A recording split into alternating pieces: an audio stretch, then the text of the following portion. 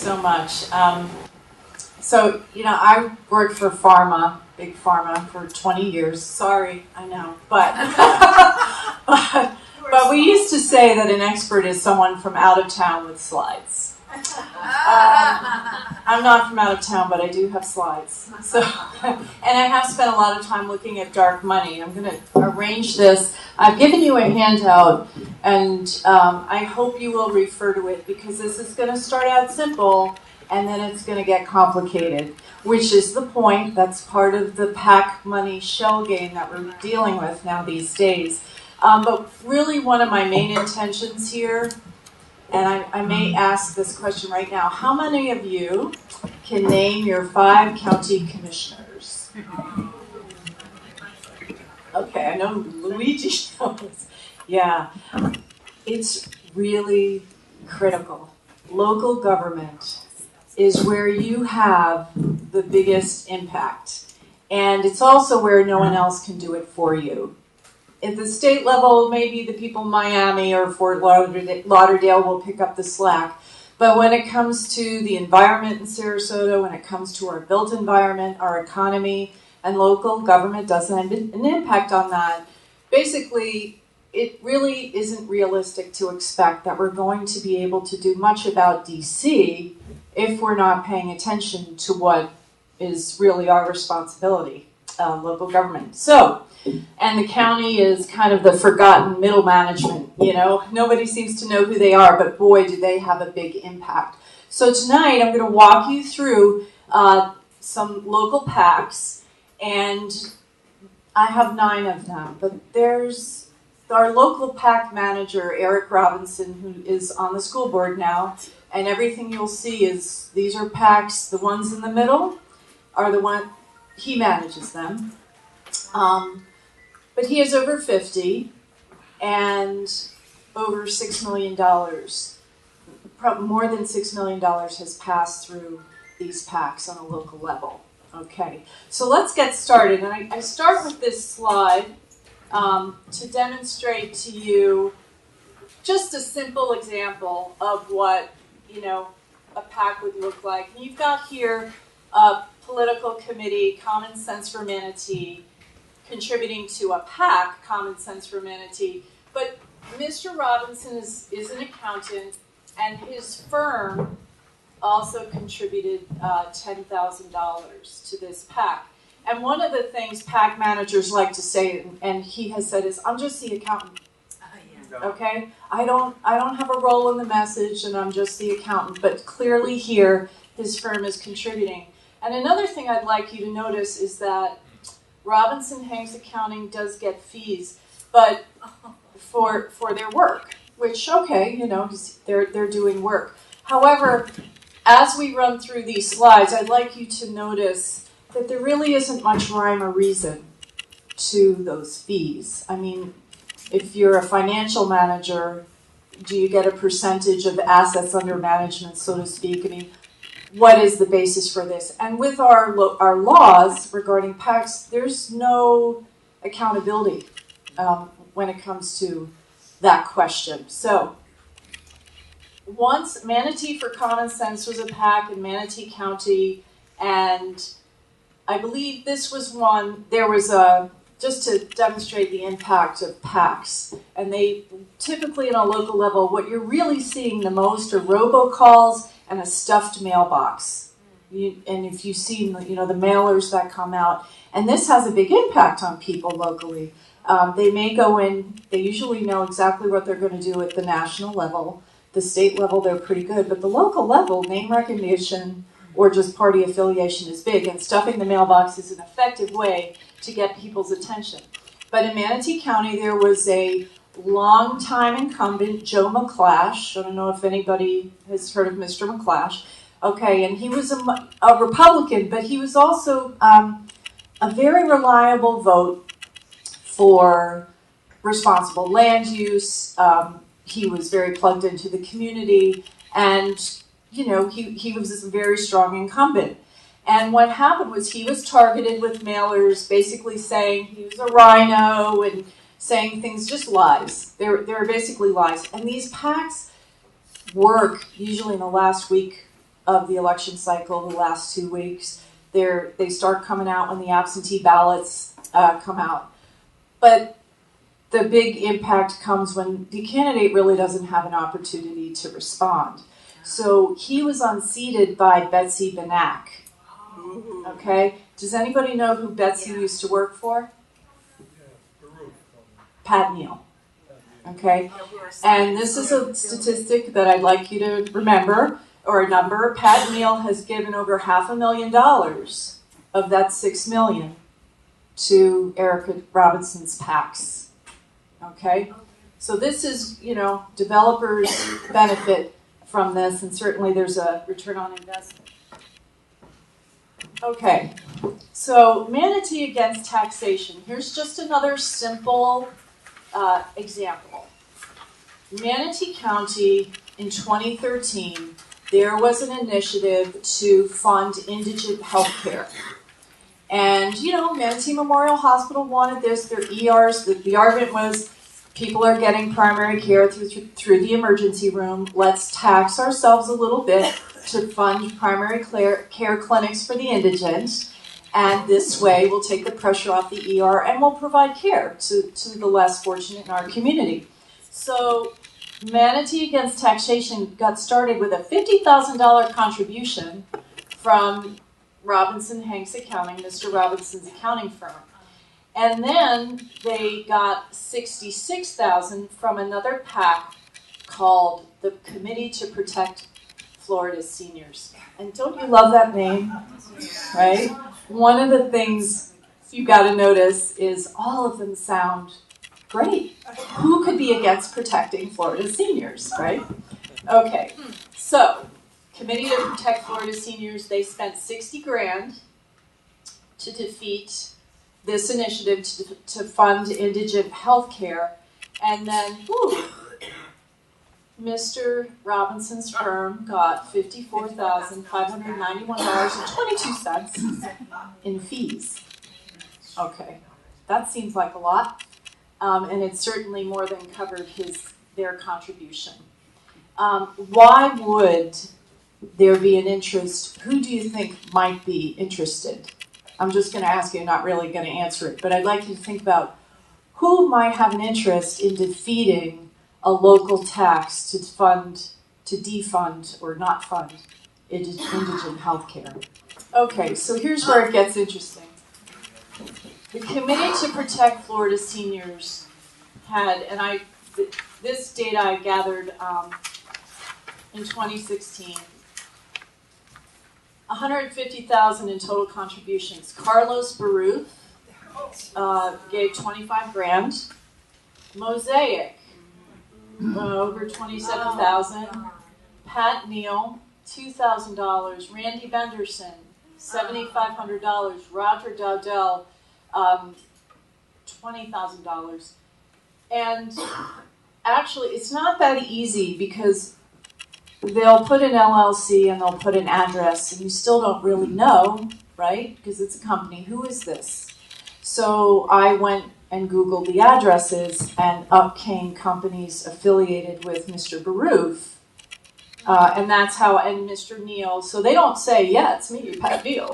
No, it's a company with an address where they do business, and then you figure out the connection. Now, so that's quite a bit of money. Veterans for Conservative Principles, which is out of Tallahassee, donated $66,000 to this effort. And Veterans for Conservative Principles they had other donations, but right around the time this was happening, Greenpoint Investors donated $66,000 to Veterans for Conservative Principles. Who is Greenpoint Investors? Okay. Greenpoint Investors, the Herald Tribune did a article and an investigation, and they could not find a Greenpoint Investors registered in the state of Florida. Okay? The address associated with this on the state website is 200 South Orange Avenue in Sarasota, Florida. That's just down the way from us here, and that is the Williams Parker Law Firm. Does anybody know who works at Williams Parker? You do, Luigi. Charlie Bailey. Okay.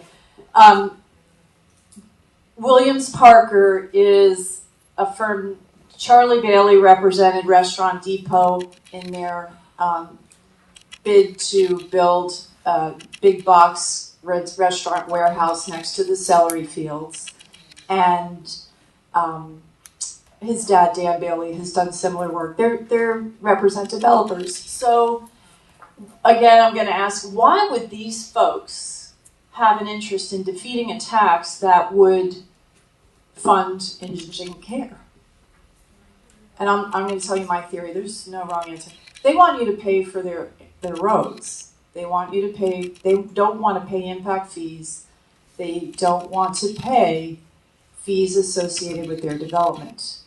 So if the county is maxed out on paying for something, or the taxpayer is maxed out, we're paying for this, we don't want to pay for that. They already know they have a bad PR problem, but they don't want the taxation capacity of the county citizens to be taken up by something that's going to, diminish what they'll get. That's my theory. Anyhow, now, when this was all over and they were successful in defeating the Indigent Healthcare Initiative, they, Committee to Protect Florida Seniors, took the rest of their cash.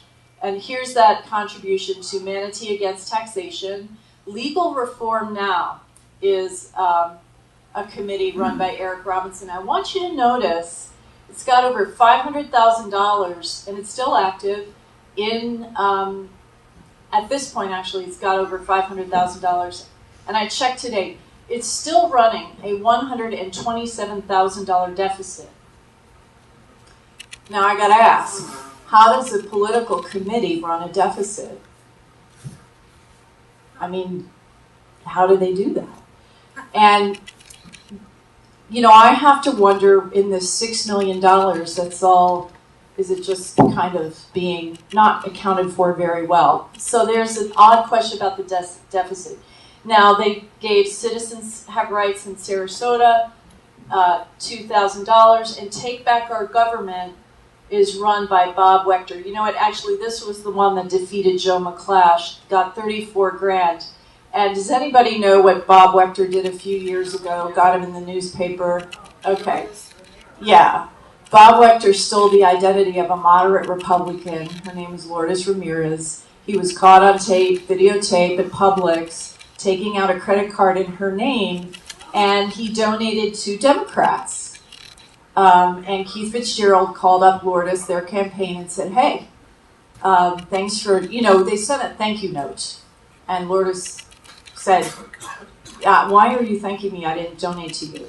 And it was then that they uncovered that this was going on, and, it was identity theft, which is a felony. He pled to a lesser offense.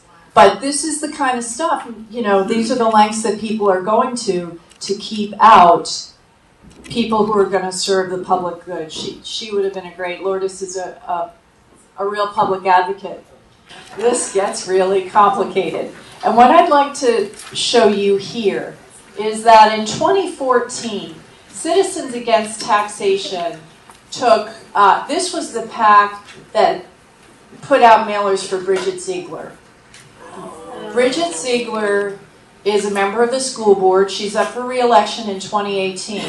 And the year 2014, the charter school issue started to come to the fore in the school board race. It was floated out there, and Ken Marsh, her opponent, who had served on at the school board in their development office, had a lot of support. He raised over $70,000 in donations, and Bridget had raised $51,000. She was definitely at the financial disadvantage.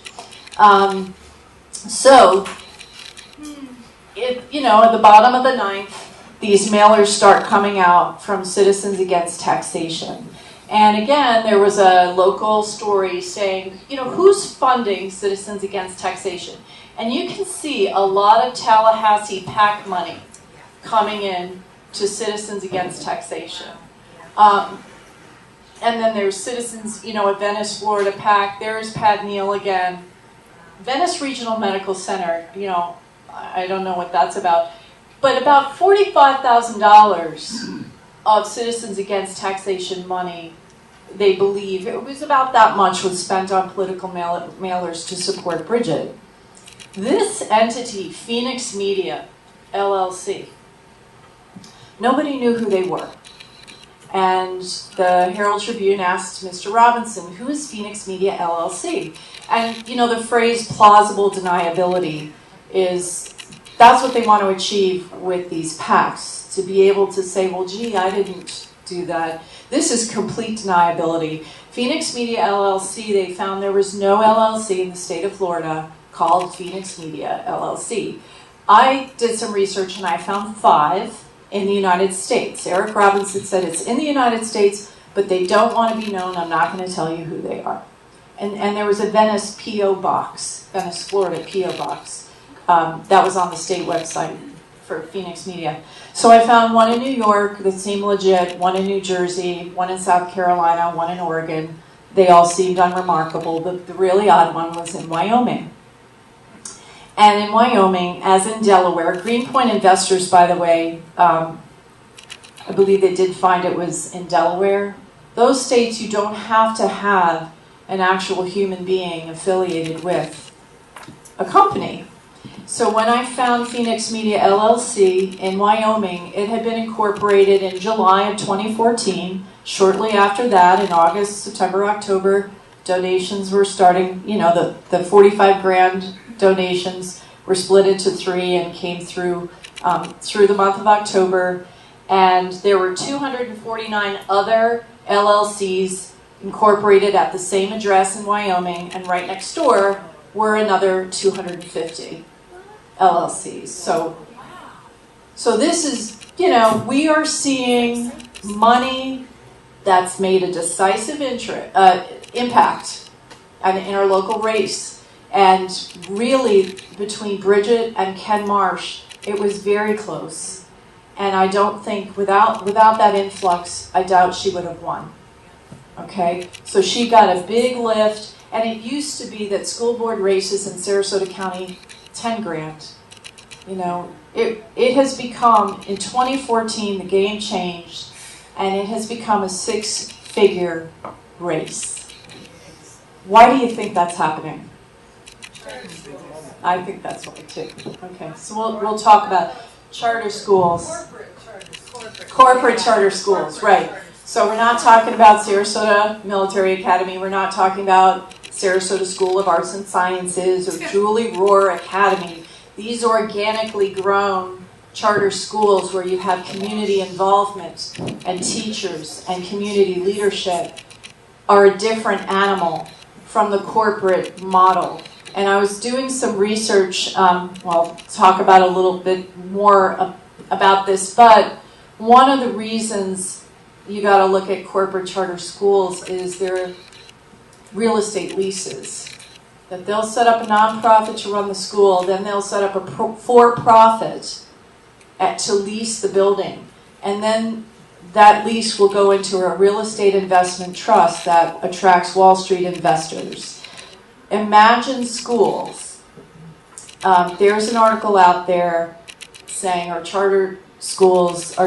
charter schools, the second coming of Enron, talking about the way they're doing financial management. And these were 3 academics. If you leave me your email address, I can send you this information.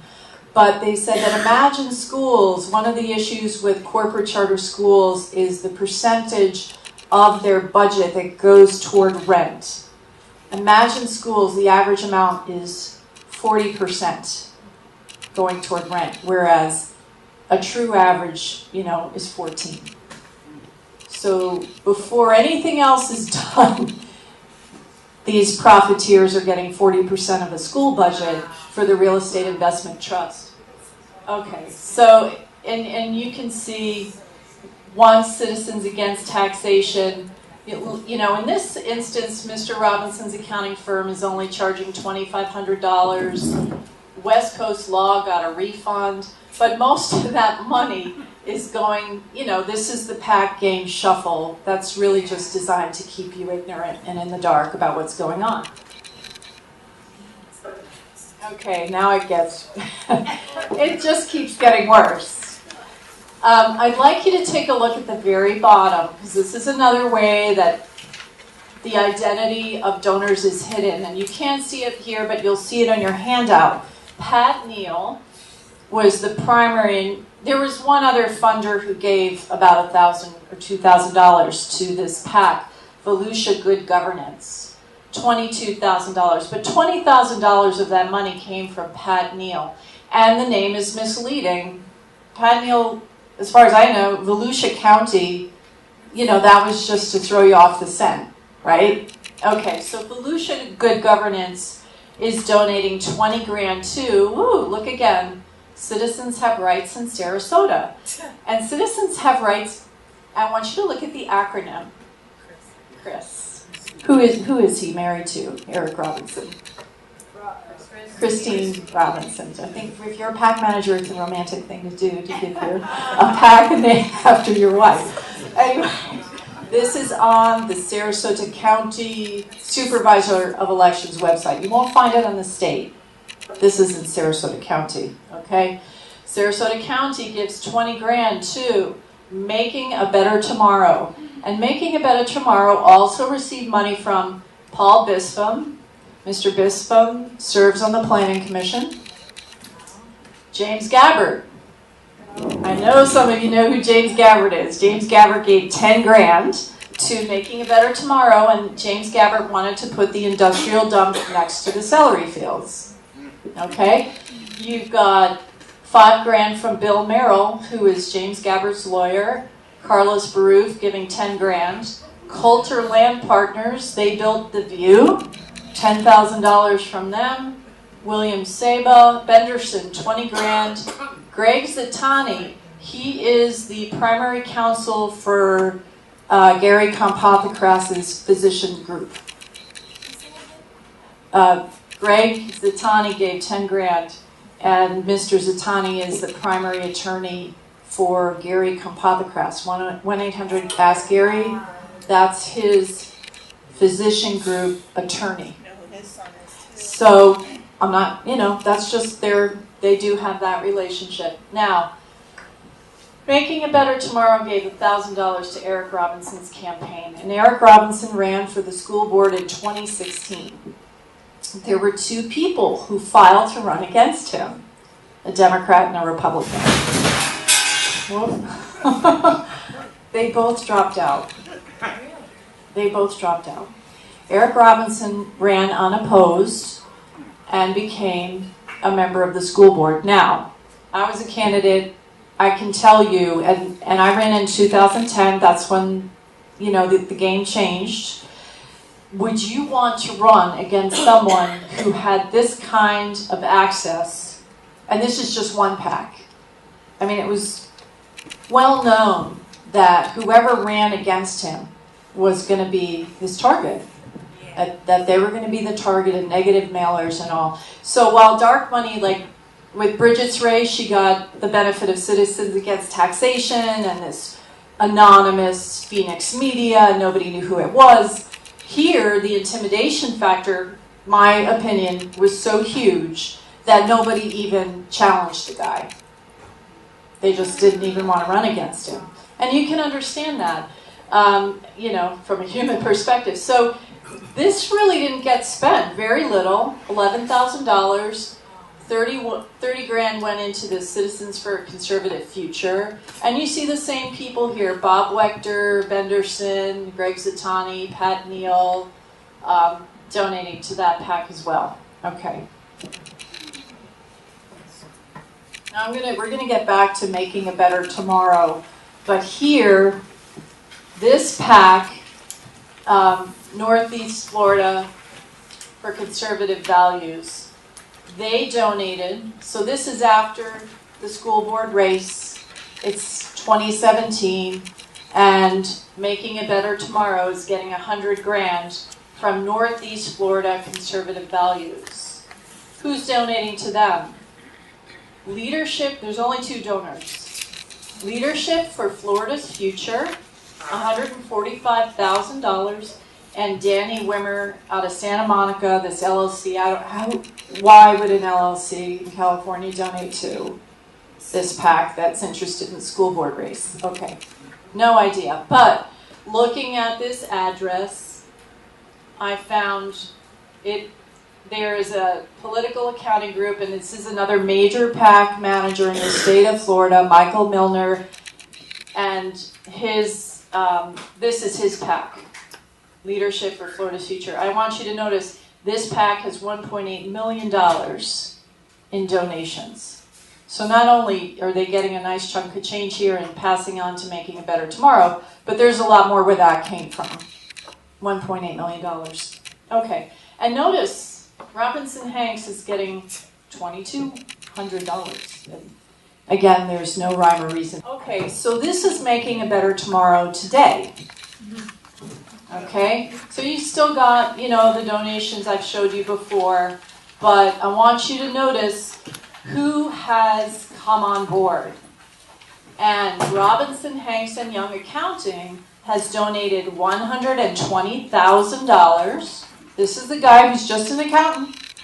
He doesn't have an interest in this, right? $120,000 his firm is donating to Making a Better Tomorrow. That's a lot. And then you've got other PACs that have come on board, additional. And how many of you live in the city of Sarasota?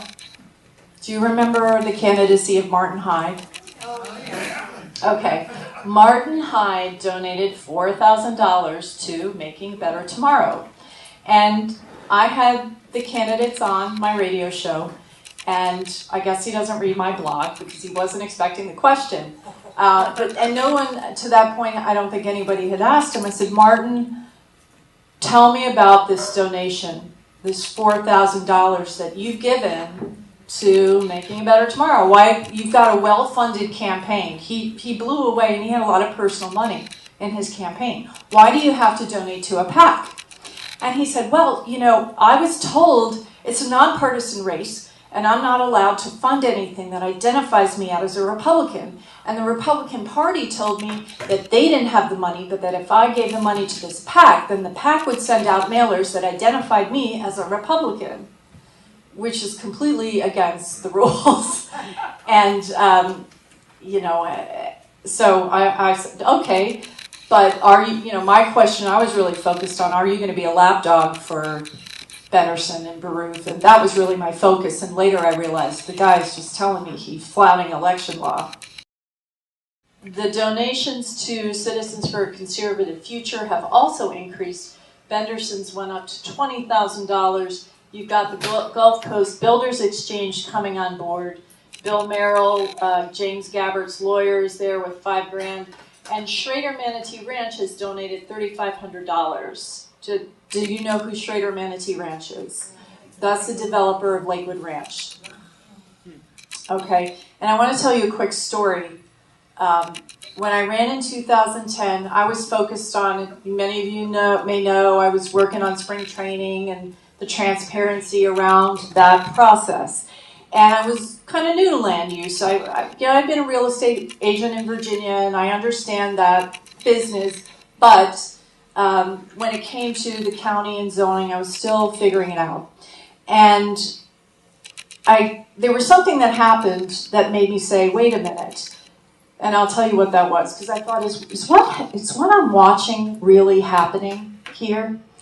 So we have to go back, and you're familiar with the 2050 plan. Sarasota's 2050 plan it's been gutted. It was totally gutted in 2014, but it was designed to preserve open space and require that development outside I-75, outside of our urban service boundary, be walkable and compact, that in exchange for getting the ability to build more units, the developers would have to build walkable communities, which would be better for the environment and wouldn't disrupt the open spaces. So, in 2003, Rex Jensen, who is the chair of Schrader Manatee Ranch, Sarasota Manatee Ranch sold below, south of University Parkway.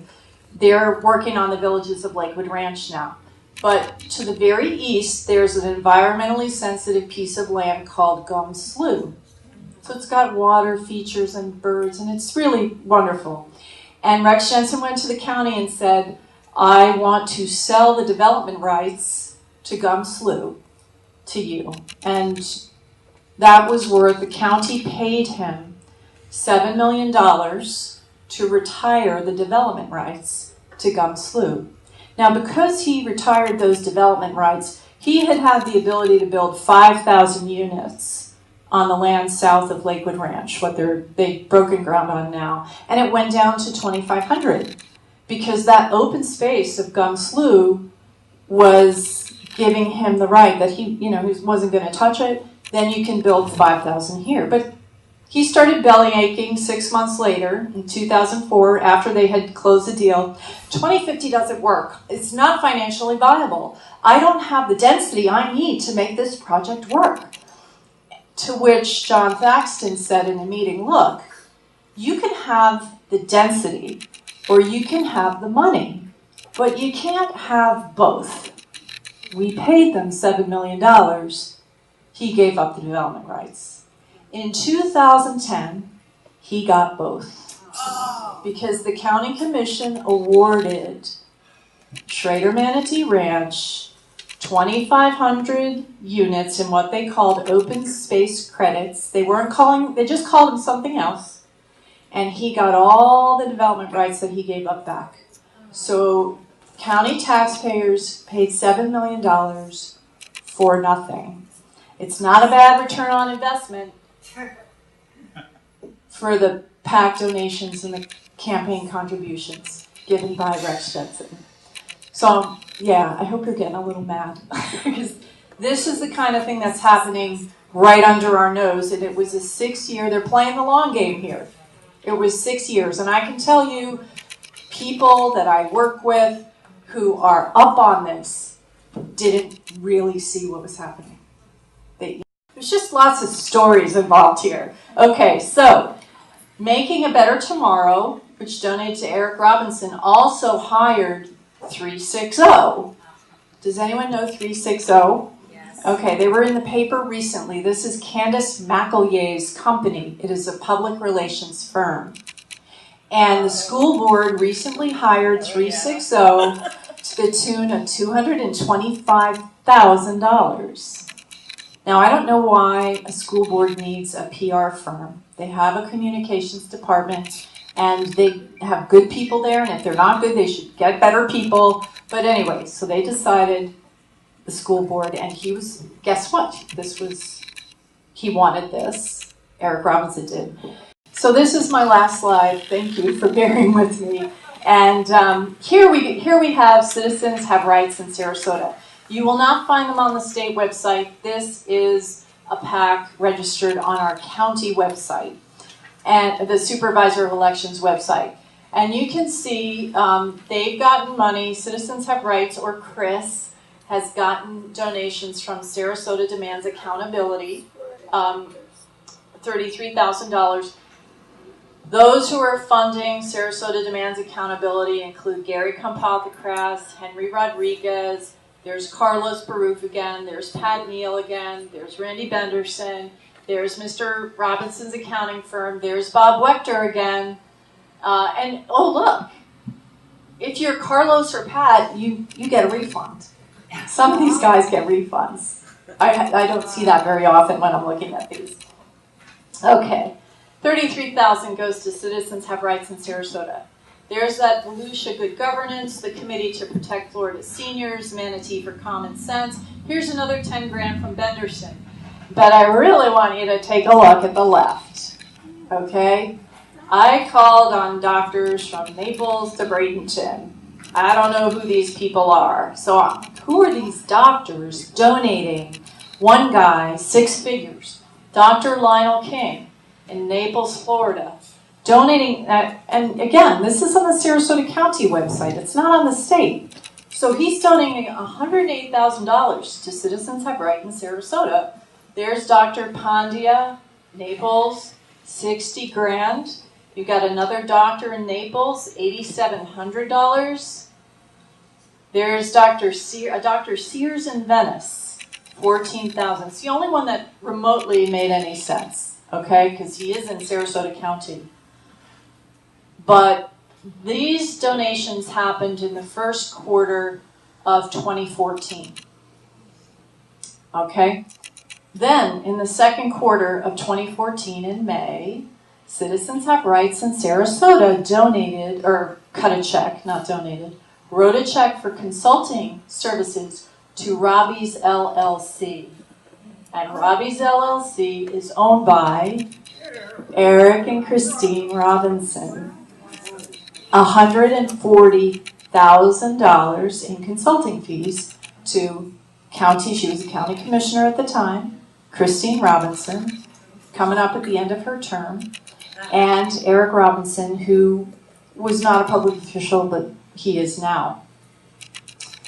On her financial disclosure, Christine Robinson in 2014 listed the income of Robbie's LLC as $7,000.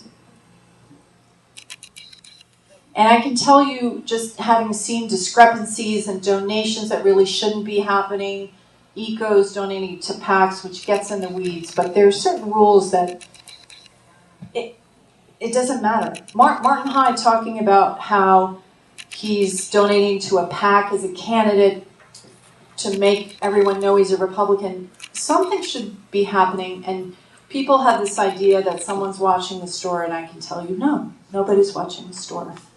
Unless maybe we all start saying, hey, wait a minute.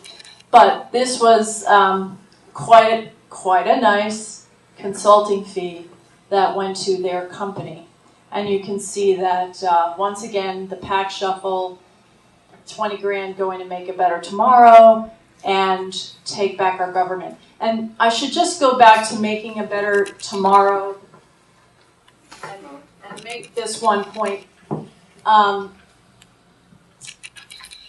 There will be 3 seats in 2018 on the school board. Shirley Brown, right? She's going to be up for re-election. Hopefully she'll run. Jaden Goodwin and Bridget Ziegler.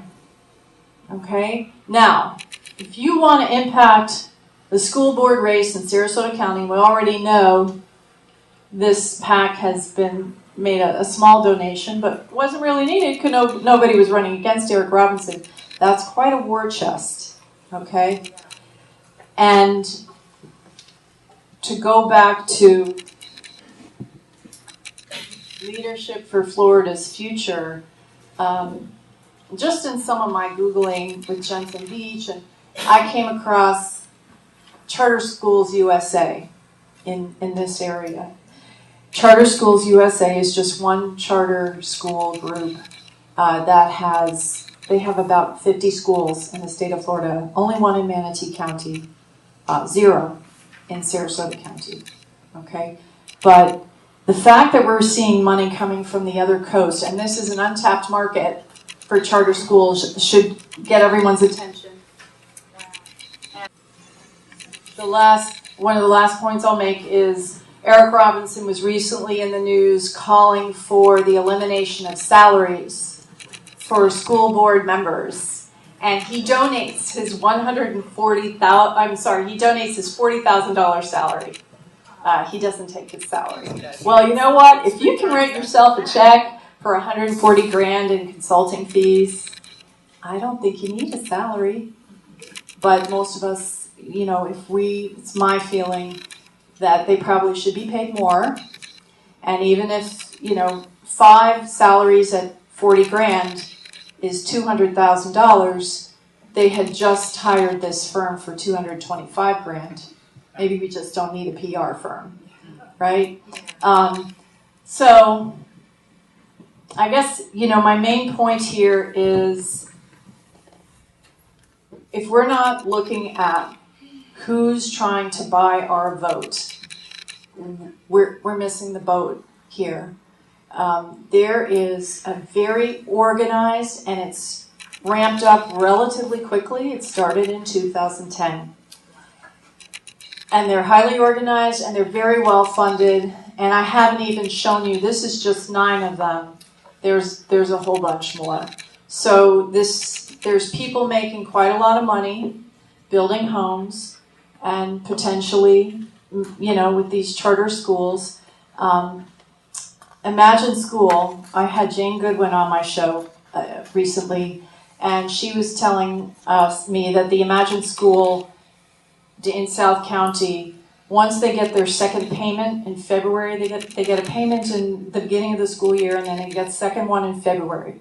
And after that, they basically release students, a bunch of students, that Jane feels the reason is they're concerned about how these kids are going to do on the FCAT. That's in 10th grade. So you're a 10th grader, and this school just lets you go. And of course, the public school has to absorb you, and they're keeping the money. From Dennis Bake, who is the CEO of Imagine Schools, and I'm paraphrasing, but I can send you this memo. And he said, we don't mind, and we're glad if they're grateful that we've made this school, but it's really not their school. And if we want to protect ourselves from these board members, let's get signed but undated letters of resignation so that we can keep control and make sure that we get rid of the board members that aren't, So this is big money. This is, in my opinion, some of the charter schools are good, but we need to be careful about what's going on with our local government. It's not enough to just know what's going on at state and DC level. And thank you so much for coming.